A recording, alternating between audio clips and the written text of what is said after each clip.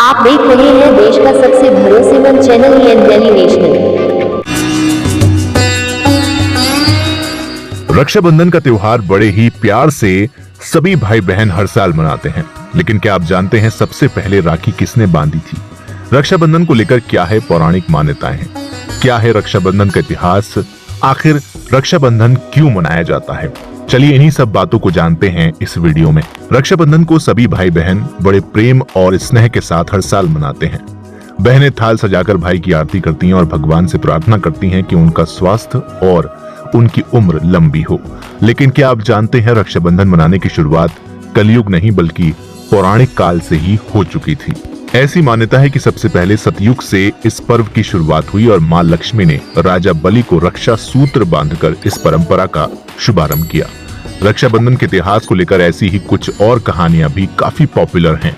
आज हम इन्हीं कहानियों के बारे में आपको विस्तार से बताएंगे। सबसे पहले बात करते हैं इंद्र और इंद्राणी का रक्षाबंधन की। भविष्य पुराण की एक कथा में बताया गया है कि इंद्र देवता की पत्नी शुचि ने उन्हें राखी बांधी थी। एक बार देवराज इंद्र और दानवों के बीच भीषण युद्ध हुआ था। जब दैत्य हारने लगे तो देवराज की पत्नी शुचि ने गुरु बृहस्पति के कहने पर देवराज इंद्र की कलाई पर रक्षा सूत्र बांधा था। तब इंद्र ने इस रक्षा सूत्र की शक्ति से खुद को और अपनी सेना के प्राण बचाए थे। चलिए अब बात करते हैं उस कहानी की जब राजा बलि को मां लक्ष्मी ने बांधी थी राखी। राजा बलि का दान धर्म इतिहास में सबसे ज्यादा प्रख्यात है। एक बार मां लक्ष्मी ने राजा बलि को राखी बांधकर बदले में उनसे भगवान विष्णु को मांगा था। कहानी इस तरह है कि एक बार राजा बलि ने यज्ञ का आयोजन किया। तब उनकी परीक्षा लेने के लिए भगवान विष्णु वामन अवतार लेकर आए और दानवीर राजा बलि से 3 पग भूमि मांग ली। बलि ने हाँ कर दिया तो वामन अवतार ने 2 पग में ही सारी धरती और आकाश नाप लिया। राजा बलि समझ गए कि भगवान विष्णु खुद उनकी परीक्षा ले रहे हैं। तीसरा पग रखने के लिए उन्होंने भगवान के सामने अपना सिर आगे कर दिया।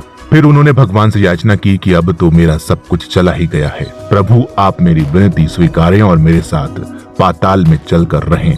भगवान को भी भक्त की बात माननी पड़ी और विष्णु जी बैकुंठ छोड़कर पाताल चले गए। जब देव लक्ष्मी को ये पता चला तो वो गरीब महिला का रूप धरकर बलि के पास पहुंची और राजा बलि को राखी बांधी। बलि ने कहा कि मेरे पास तो आपको देने के लिए कुछ भी नहीं है। इस पर देवी लक्ष्मी अपने रूप में आ गई और बोली कि आपके पास तो साक्षात श्री हरि हैं और मुझे वही चाहिए। इस पर बलि ने भगवान विष्णु से माता लक्ष्मी के साथ जाने की विनती की। तब जाते वक्त भगवान विष्णु ने राजा बलि को वरदान दिया कि वो हर साल 4 महीने पाताल में ही निवास करेंगे। ये 4 महीने चतुर्मास के रूप में जाने जाते हैं।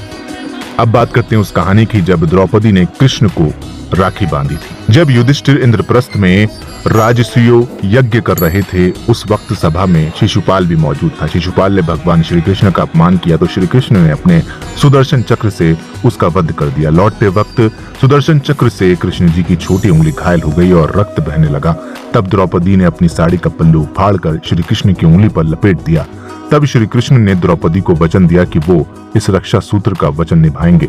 इसके बाद जब कौरवों ने द्रौपदी का चीरहरण किया तो श्री कृष्ण ने चीर बढ़ाकर द्रौपदी की लाज रखी। मान्यता है कि जिस दिन द्रौपदी ने श्री कृष्ण की उंगली पर साड़ी का पल्लू बांधा था वो श्रावण पूर्णिमा ही थी। तो ये थी रक्षाबंधन की कहानियां।